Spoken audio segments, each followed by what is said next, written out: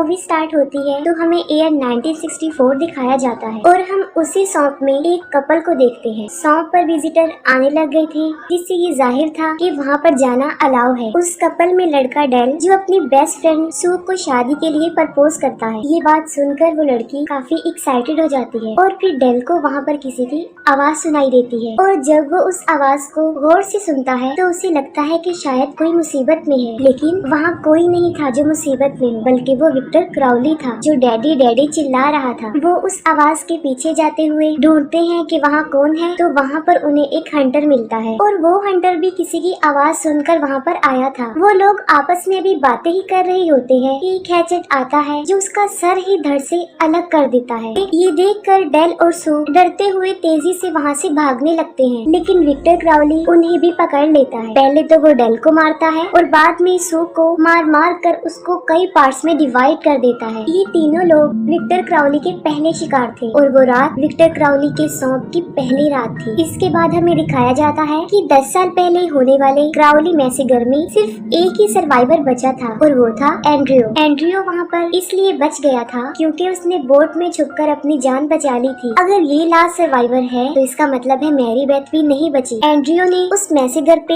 एक बुक लिखी है जिसका नाम होता है आई सर्वाइवर और अपनी इस बुक को प्रमोट करने के लिए वो अपनी एक्स वाइफ सबरीना के शो में आया है। यहाँ पर हमें ये पता चलता है कि उस मैसेगर में तकरीबन 40 के करीब लोग मर गए थे, लेकिन उन्हें विक्टर क्राउली ने मारा था या नहीं ये बात अभी साबित नहीं हुई थी, बल्कि इसके ऑपोजिट सब लोग एंड्रियो को ही किलर समझ रहे थे और आज तक उसे ही किलर समझा जाता है। फिर हमें एक लड़की दिखाई जाती है क्लो, जो अपनी फ्रेंड्स के साथ मिलकर क्राउली मैसेगर पे एक मूवी बनाना चाहती थी। वो सोचती थी कि मे बी एंड्रियो उनकी हेल्प करते। ये सोचकर वो तीनों उसकी बुक साइनिंग में जाते हैं और काफी देर लाइन में खड़े होने के बाद उनकी बारी आती है। जैसे ही क्लो उससे मूवी की बात करने लगती है, उसकी मैनेजर कैथलीन साइनिंग बंद करके उसे वहाँ से ले जाती है। क्लो का काम नहीं बनता और वो देखती ही रह जाती है। कैथलीन एंड्रियो को बताती है कि उन्हें एक बहुत बड़ी ऑफर मिली है, उसे उसी शॉप में जाकर एक इंटरव्यू करना है और उसके बदले में उसे बहुत सारे पैसे मिलेंगे। लेकिन एंड्रियो दोबारा से उस शॉप में जाना नहीं चाहता था और वो साफ इनकार कर देता है। तब कैथलीन उसे कहती है कि उस इंटरव्यू के उसे $1 मिलियन मिलने वाले हैं और $1 मिलियन सुनते ही वो जाने के लिए एग्री हो जाता है। वो जाकर प्लेन में बैठ जाता है जहाँ पर उसे बाकी विजिटर भी मिलते हैं और तभी वहाँ पर सबरीना भी आ जाती है और वहाँ पर एंड्रियो को पता चलता है कि उसका इंटरव्यू किसी और ने नहीं बल्कि सबरीना ने ही लेना है, जिससे वो बिल्कुल भी खुश नहीं था। दूसरी तरफ क्लो और उसके फ्रेंड्स क्राउली मैसेगर का ट्रेलर शूट करने के लिए उस सौंप पर पहुंच जाते हैं और अब उस सौंप को एक थीम पार्क बना दिया गया था। और यही नहीं, वहाँ क्राउली की मर्चेंडाइज भी सेल हो रहे थे। वहाँ पर उन्हें एक गाइड डिलन भी मिलता है जो उन्हें सौंप का टूर करवाता है। वो उन्हें बताता है कि स्टार्टिंग के 4 सालों में बहुत से लोग यहाँ पर घूमने आते थे, लेकिन उन 4 सालों की निस्बत अब लोग बहुत कम आते हैं क्योंकि लोगों को विक्टर क्राउली का क्रेज खत्म हो गया है। क्लो ने उस कर्ज का पता लगवा लिया था जो मरते हुए शायन ने अपनी नर्स के बच्चे को दिया था जब वो पैदा भी नहीं हुआ था, और उसी कर्ज की वजह से विक्टर क्राउली बना था। लेकिन उसे समझ नहीं आ रही होती कि उस कर्ज को कैसे बोलना है, तो वो यूट्यूब की हेल्प लेती है। यूट्यूब पर उसे बहुत सारी वीडियोस मिल जाती हैं जहाँ पर लोग उस कर्ज के बारे में सिखा रहे थे कि उसे कैसे बोला जाता है। एंड्रियो का प्लेन टेक ऑफ कर चुका था और बाकी सब लोग इंटरव्यू की तैयारी कर रहे थे। उन लोगों ने एंड्रियो का प्लेन से उतरते हुए सौंप को देखने का एक शॉट लेना था और एंड्रियो का मेकअप किया जा रहा था। तब प्लेन बहुत जोर से हिलता है और वो मेकअप आर्टिस्ट जे उसे कहता है कि डरने की कोई बात नहीं, प्लेन इतनी आसानी से क्रैश नहीं होते। बस उसका ये कहना ही था कि वो प्लेन क्रैश हो जाता है। प्लेन में बैठे हुए लोगों में जैच की बॉडी सीधा रोज के सामने आकर गिर जाती है और उसकी ऐसी हालत देखकर वो सब बुरी तरह डर जाते हैं। अभी वो सिचुएशन को समझ ही नहीं पाए थे कि उन्हें प्लेन क्रैश होने की आवाज सुनाई देती है। उनमें से डिलन और रोज प्लेन की तरफ भागते हैं, जबकि पीछे से एलेक्स क्लो को संभालता है। रोज का मोबाइल फोन वहीं गिर जाता है और उसमें क्राउली के कर्स बोलने की वीडियो प्ले थी। दूसरी तरफ प्लेन क्रैश में केसी चेयर के नीचे फंस जाती है। ऑस्टिन उसे वहाँ से निकालने की काफी कोशिश करता है, लेकिन इसका कोई फायदा नहीं होता। वो मदद के लिए पायलट कैबिन में जाता है और देखता है कि दोनों पायलट्स भी मर चुके हैं। इतनी देर में डिलन और रोज भी वहाँ पर पहुँच जाते हैं और वो सब मिलकर केसी को निकालने की बहुत कोशिश करते हैं, लेकिन फिर भी कोई फायदा नहीं होता। आहिस्ता आहिस्ता वहाँ पर पानी बढ़ता जा रहा था और वो पानी में डूब रही थी। डिलन कहता है कि वो बोट तक जाकर औजार ला सकता है, जिससे वो चेयर को काटकर केसी को बचा लेंगे। वो सब प्लेन से बाहर आ जाते हैं और डिलन और एंड्रियो बोट पर जाने लगते हैं और उन्हें किसी की आवाज सुनाई देती है। एंड्रियो जो कि उस आवाज को पहचान लेता है और वो उन सब को प्लेन में वापस जाने के लिए बोलता है। डिलन प्लेन के अंदर वापस जाना नहीं चाहता था, तब एंड्रियो जबरदस्ती उसे अंदर ले जाकर डोर को लॉक कर लेता है। दूसरी तरफ क्लो और एलेक्स को भी वो आवाज सुनाई देती है और वो उसकी आवाज की तरफ ही बढ़ते हैं। वो दोनों विक्टर क्राउली के घर तक पहुंच जाते हैं, जिसे पिछले पार्ट में आरपीजी से डिस्ट्रॉय कर दिया गया था और उसके घर को एक एग्जीबिशन की तरह बना दिया गया था, जहाँ पर क्राउली के सारे औजार नुमाइश के लिए रख दिए गए थे,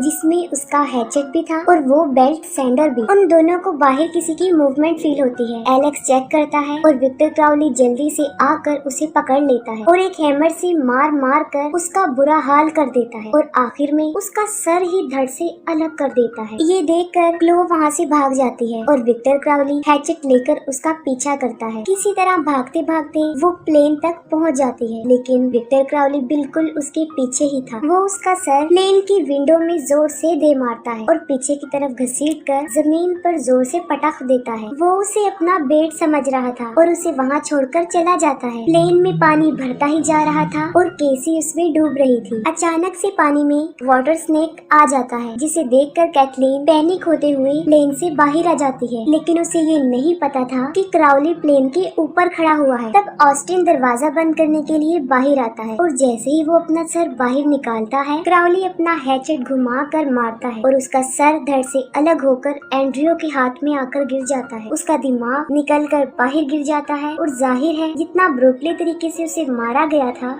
वो मर जाता है। कैथलीन को बाहर नेटवर्क भी मिल जाते हैं और वो पुलिस को कॉल कर देती है, लेकिन इससे पहले कि वो कुछ बता पाती, क्राउली उसका हाथ ही उखाड़ देता है और एक दर्दनाक तरीके से उसको भी मार डालता है। फिर वो क्लो का चेहरा कुचल कर उसे भी मार देता है। प्लेन के अंदर केसी पानी में डूब जाती है और तड़प तड़प कर उसकी भी मौत हो जाती है। अपनी आंखों के सामने उसे तड़पता हुआ देखकर कोई भी उसकी हेल्प नहीं कर पाया और वहीं पर सबरीना और एंड्रियो की बहस हो जाती है। वो कहती है कि कैथलीन ने उससे झूठ बोला था, उसे इस इंटरव्यू के लिए सिर्फ $25,000 मिलने वाले थे। तभी अचानक से कैथलीन की बॉडी एक विंडो पर आ गिरती है और उसके हाथ में मोबाइल था जो बज रहा था। रोज उससे मोबाइल लेती है, लेकिन जब तक वो मोबाइल ले लेती है तब तक कॉल कट हो जाती है, लेकिन वो दोबारा कॉल भी नहीं कर सकते थे क्योंकि उसके मोबाइल में पासवर्ड लगा हुआ था। और तभी वहाँ पर क्राउली आ जाता है और अपनी बेल्ट सैंडर से उस प्लेन को काटने लगता है। लकीली वो वायरिंग को छेड़ देता है, जिससे प्लेन की पावर ऑन हो जाती है। डिलन उन्हें कहता है कि अगर प्लेन में अभी भी पावर बाकी है तो वो उसके इंजन को ऑन कर सकते हैं